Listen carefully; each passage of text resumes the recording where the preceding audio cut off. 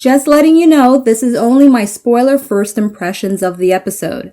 Check my pinned comment for a free gift related to this video.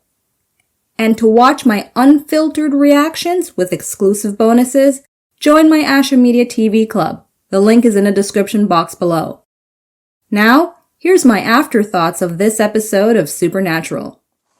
This episode really surprised me, which is good. It surprised and delighted me. I actually like this episode because they intertwined it with their major plot with this darkness and still had the filler elements of, MOW kind of thing. Well, I guess it's not really MOW if it's still darkness. Well, the babysitter, I guess she counts, but either way, it's just nicely put together. Pacing's a bit slow, but it's slow where if you're interested in the detail, like I am, especially when you put in Amara in there, it's watchable. But then, on a second watch, I'd probably be fast forwarding to particular scenes. So rewatchability is not that high afterwards.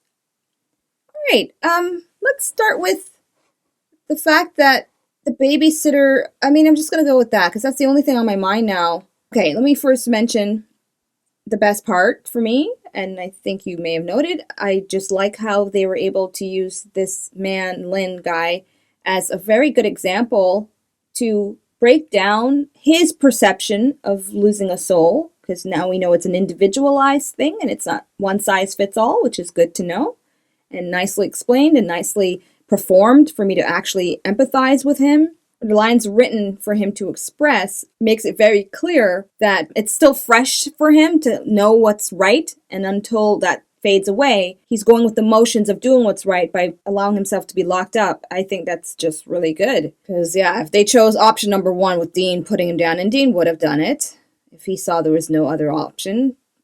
You tell me otherwise, but I think we've established that part with Dean when it comes to putting down monsters, or quote-unquote monsters by his definition at that point, at the given point in time. He won't hesitate to act. So I really enjoyed that. It was nice to get an all-around perspective, and I like how Sam summarized it. Not everyone reacts the same way, so we can't necessarily look back at Sam's experience and just equate it to everybody else's. Good job with that part of the story.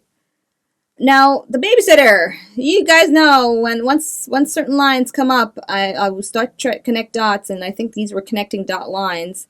And it actually kind of helps me a bit with my confusion as to how old she possibly is, and if she didn't even know who Death was. And we have her saying the line of praying to her. She's a goddess. And I'm like, we're going into territory where there's multiple gods then? There's not just the one Christian God?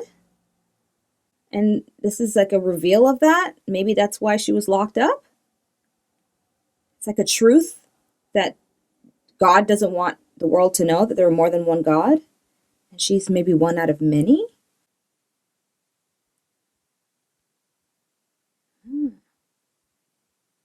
Because what I'm thinking about right now is that episode with all the gods. One of my favorites, right? I'm now thinking if that all along has been somewhat of a conspiracy amongst the angel group that God hid from everybody. That there were other gods. Maybe there was like a fight to rule the universe with like a bunch of other gods. And Amara's maybe one out of many that could come. It's exciting. I'm creating a whole story with that. And then he used Lucifer as like his instrument to kill Amara. Because the way Lucifer killed those gods, even in that episode, it's kind of a parallel if I'm on the right track. And it explains her disdain for angels. That's where my train of thought is going until I see further that she could be one out of many goddesses or gods in general that escaped. And she's maybe the worst of the worst kind of thing called darkness. And maybe there's a god for other types of power sets locked up somewhere. Oh, I'm spinning off a whole narrative. But I can't get too carried away, so I'll try my best not to. Okay, what other scenes? Let me just do a quick browse and make sure I didn't miss too many things. The kid, Rhodey. Yeah, as I said, I don't have any interest to watch Stranger Things. I heard it's good. I think I've probably been told too much where it's almost a spoiler, though, for about the whole series. So I just don't have an interest. I don't want to watch a bunch of kid Ghostbusters, to be honest. But I'm aware of him, and as I said, I've watched him in Ghostbusters Afterlife.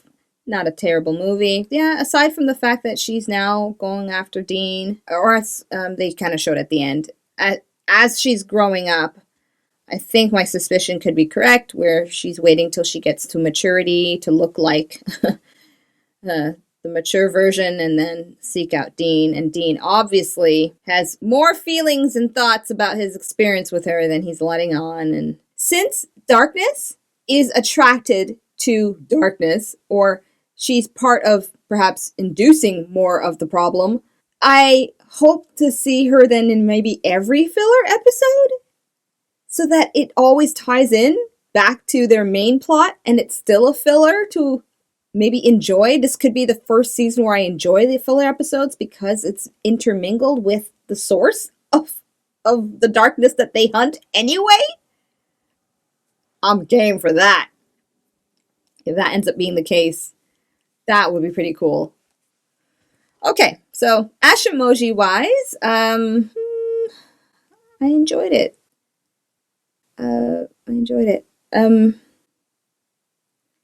Trying to think, is it very good though? Very good for me would imply that I would at least attempt to watch it again, which I would, but mainly to just listen back to the scenes about not having a soul and the scenes with Lynn. I think he's actually an endearing character, especially that interaction in the car. Dean's reaction to him being told he didn't have a soul. So I'm going to give it very good, but very lightly. It's not like a solid very good, but I also don't think it's just good. Yeah, okay. I'll be generous. 7:30 in the morning. I'm generous at this time of the day.